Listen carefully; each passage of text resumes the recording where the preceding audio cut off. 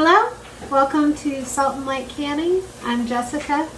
This is my kitchen. Today we are processing a big bushel of green beans. It's 28 pounds of green beans and we're just getting them in jars. Green beans are so simple. In fact, they are one of the very first things that I pressure canned.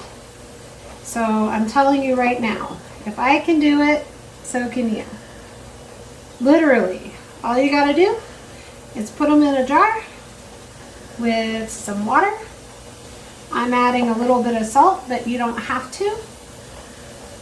And put them in the pressure canner. So easy. So we are gonna fill our jars to 1 inch of headspace. These are cleaned, trimmed green beans. They're raw. They will cook in the canner, okay?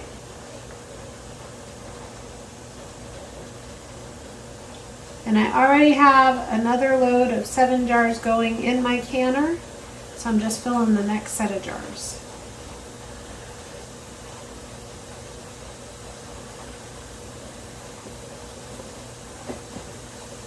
Get this full to 1 inch of headspace.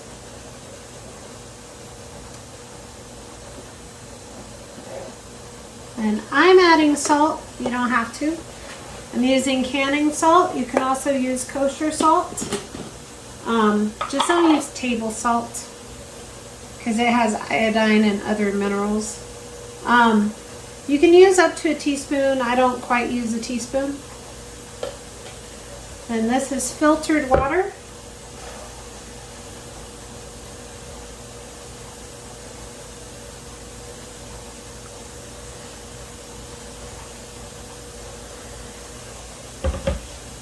Now we're going to debubble. Move all our green beans around.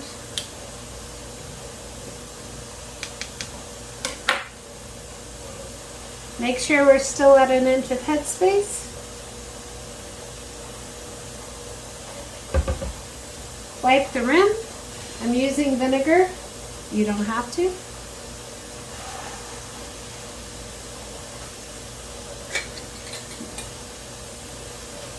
Line up my lid.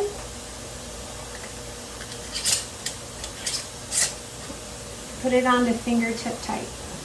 It is that simple. Your green beans are going to float because they're raw packed.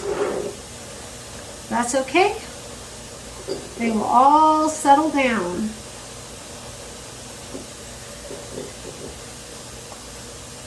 Highly encourage you, if your family eats green beans, this should definitely be one of the first things you try in your pressure canner. We did not have a successful green bean harvest last year, so we bought green beans at our restaurant supply. And they're great, and we're happy to be able to put this on our shelf. I'll be back when we're putting them in the canner. I have my canner full of my second round of green beans. There are 7 jars here. I have 7 jars cooling on the counter.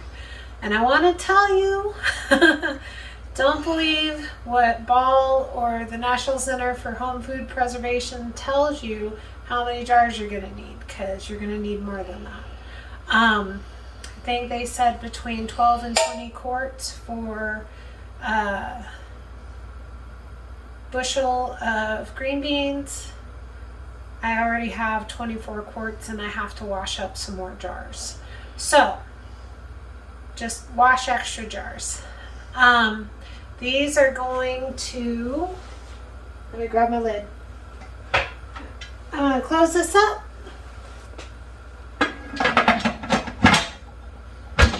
Put my lid on. We're going to let this start to steam. We will let it vent for 10 minutes because that's the instructions for my canner. We'll put the weight on. We'll wait for it to come up to 15 pounds of pressure because green beans are a low acid food. You have to pressure can them. We're going to let them come up to pressure and process for 25 minutes. Once the 25 minutes is up, I will turn off my stove and let everything come off of pressure all on its own. We don't want any siphoning. We don't want to do anything that could interrupt this process, because we all want our food to be safe to eat. So after it's finished processing and comes off of pressure, I'll bring you back and we'll take them out of the canner. So our green beans finished processing, and I'm going to take them out. They look just beautiful. I always love the way green beans look in a jar. Well, truthfully, everything looks better in a jar.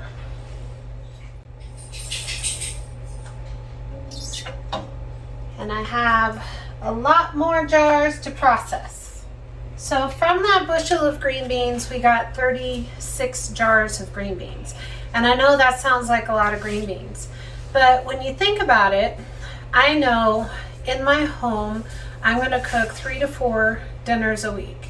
And one of those dinners will probably contain green beans. So for a year, I need 52 jars of green beans to get our family through every dinner of the week, right? So that means for my home, I need to process approximately 2 bushels of green beans a year to feed my family.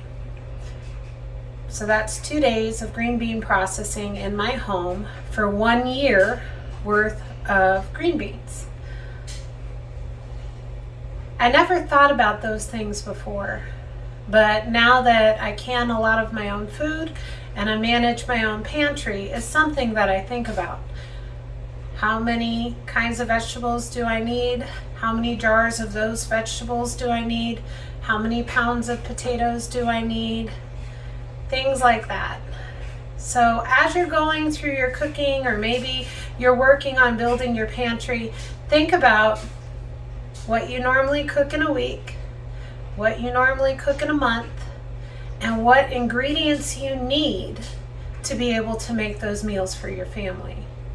And then you can come up with a plan to build your pantry so that it works for you and your family doesn't have to worry about what's going on with the grocery stores or what's going on with supply chains. You just have good food and you know what went in it. I hope this helped you. I hope this encouraged you. Be so blessed. Know that you're loved and be a blessing to somebody else. We'll see you in the next video.